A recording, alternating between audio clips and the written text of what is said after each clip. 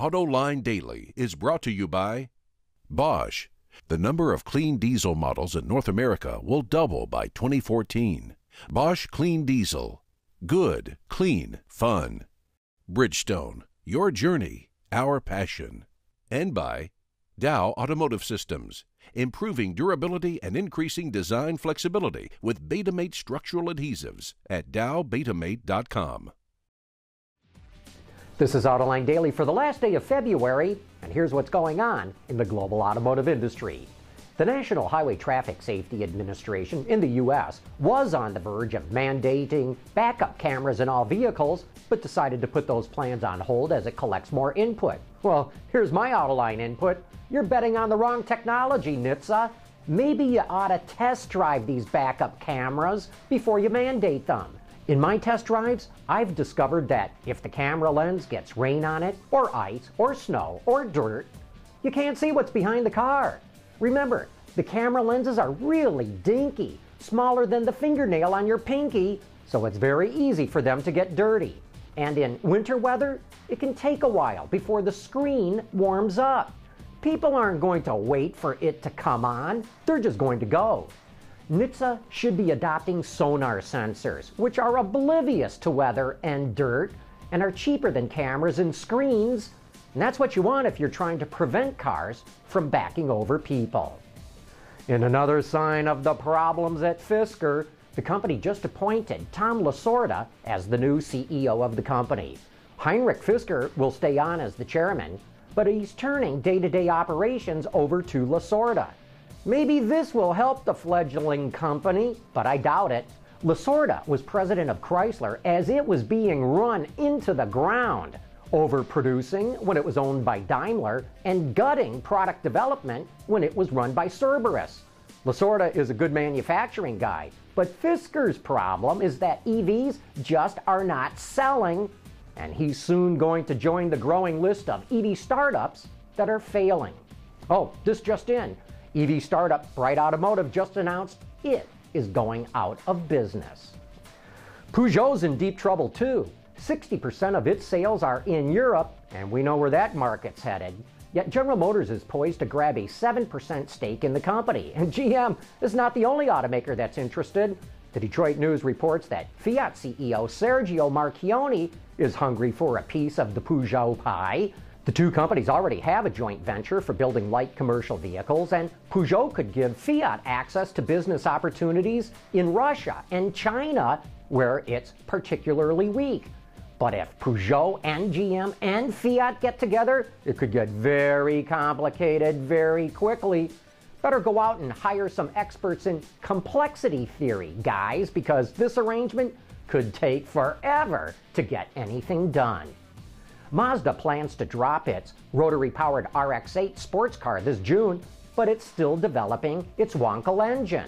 According to Ward's Auto, the company says it's close to a technical breakthrough that would improve the rotor seals, a major problem with this kind of engine. It's also working on a revolutionary ignition system, no pun intended, that's rumored to use lasers.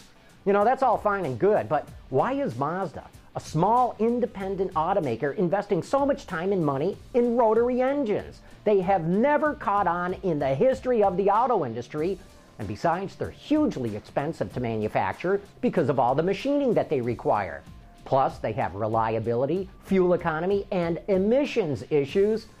And all this explains to me why Mazda is in so much financial trouble. The head of OnStar, Linda Marshall, is stepping down from the company after being named to the position just a little over a year ago. She replaced Chris Preuss, who was pushed out by GM CEO Dan Ackerson to make room for Marshall. But it sure looks like Marshall got the heave-ho as well. According to the Detroit News, Terry Inch, OnStar's director of sales, will take over on an interim basis. A few years back, billionaire oil tycoon T. Boone Pickens proposed a plan to get more vehicles in the U.S. to run on natural gas. He said it could create 1 million jobs and cut oil imports by a third. Now, trucking companies are starting to adopt the fuel because liquefied natural gas is up to $1.50 a gallon cheaper than the equivalent gallon of diesel. A new report says using natural gas could cut costs by $20,000 for trucks that travel 100,000 miles a year. But where do you fill up? There are only 18 stations open to the public in the U.S., and 14 of them are in California. However, several companies plan to open more stations across the country in the next few years. Analysts believe it's only a matter of time before it becomes more popular, and that's due to the low cost of natural gas. Hey, coming up next, it's time for You Said It. Clean diesel models in North America will double by 2014. Why? Higher take rates, lower cost of ownership, longer range and better fuel mileage, lower CO2 emissions. Clean diesel, good, economical, functional. Bosch, invented for life. And now it's time for some of your feedback. Ron E. heard our report on how people who did lead brazing in plants years ago were given a glass of milk to drink to wash the lead out of their bodies. And he says, Johnny Mac, I worked for many years at an aluminum smelter. Workers there would flux the holding furnaces with chlorine gas. If someone inhaled the gas, they would be taken to first aid and given a couple of cartons of milk to drink to coat the esophagus and provide a soothing effect in case there were any burns. Well, I'm not sure that milk did any good in either case, but at least they were trying. Right Knight 170 saw that Miles Brothers film from San Francisco in 1906 and says, awesome old 1906 film, a truly lost history due to the quake. It's like traveling back in time. And T. Bejma says, John Mack, very cool video.